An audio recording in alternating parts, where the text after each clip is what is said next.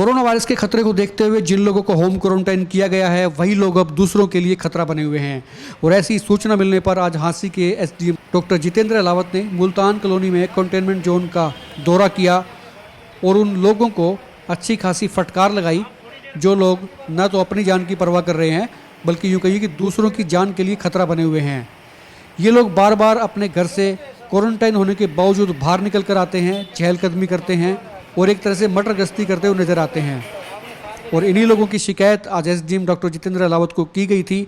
इसके बाद एसडीएम ने यहाँ का मुआयना किया है और उस शख्स को खास तौर पर ये वार्निंग दी गई है कि वो बाज आ जाए अपनी हरकतों से, नहीं तो प्रशासन उसके खिलाफ मुकदमा दर्ज कराने में देर नहीं लगाएगा और किसी भी हाल में बख्शा नहीं जाएगा। एसडीएम डॉक्टर जितेंद्र अहलावत आज मुल्तान कॉलोनी के कंटेनमेंट जोन में पहुंचे। यहाँ पर कई कोरोना वायरस केसेज इन दिनों हैं और ये खतरे की बात भी हो सकती है। खुद डॉक्टर एसडीएम जितेंद्र अहलावत ने माना है कि इस वक्त ये कम्युनिटी में फैल रहा है। एक तरह से ये शुरुआत हुई है मुल्तान कॉलोनी से, जहाँ पर बाहर का यानी कि बाहर से आने के कोई सिम्टम नहीं थे, ट्रैवल हिस्ट्री नहीं थी, बावजूद इसके कम्युनिटी में कोरोना वायरस फैला। कमाल की बात तो ये है कि लोग काफ़ी संख्या में कोरोना वायरस केसेज आने के बावजूद समझ नहीं रहे हैं और सरकार की हिदायतों की पालना नहीं कर रहे हैं। उसी का नतीजा है कि मुल्तान कॉलोनी इस वक्त झांसी में सबसे डेंजर जोन बना हुआ है। यहाँ काफ़ी संख्या में कोरोना वायरस केसेज इस वक्त तक मिल चुके हैं। कई कंटेनमेंट जोन यहाँ बने हैं। वो लोग इतने लापरवाह हैं कि ना तो खुद की फिक्र है और ना दूसरों की।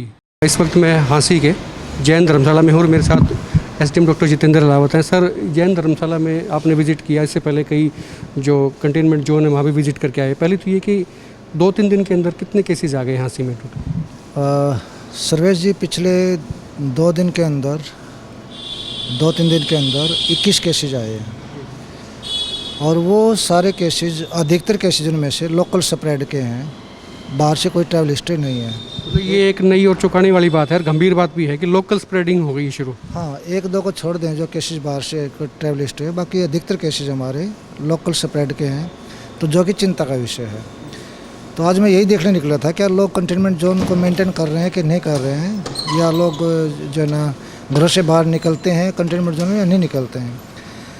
तो अभी जब गए थे हम, तो हमने वहाँ देखा कि कुछ 1-2 व्यक्ति हैं जो बाहर निकल रहे हैं। अभी आपके सामने हम उनको कहा भी है, भाई आप बाहर ना निकलें, तो हम जो है ना फिर दूसरी कुछ लोगों ने हमें फ़ोन करके बताया था कि लोग बाहर निकल के आ रहे हैं, सब्जी भी खरीद रहे हैं।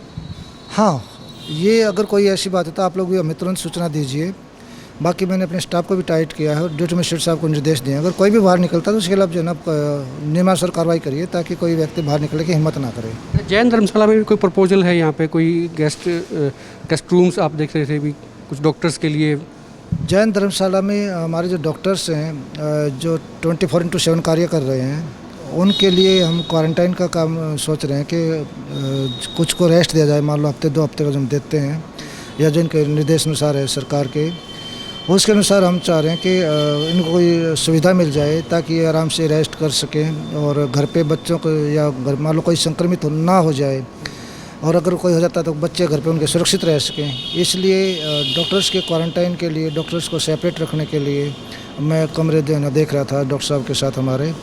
तो हम इसका प्रपोजल बना के भेजेंगे कि जो हमारे डॉक्टर्स की टीम है या पैरामेडिकल स्टाफ है जो हमारा लगातार कार्य कर रहा है, उन लोगों को जब भी रेस्ट देना हो तो वो लोग यहाँ पर जो आराम से रह सकें।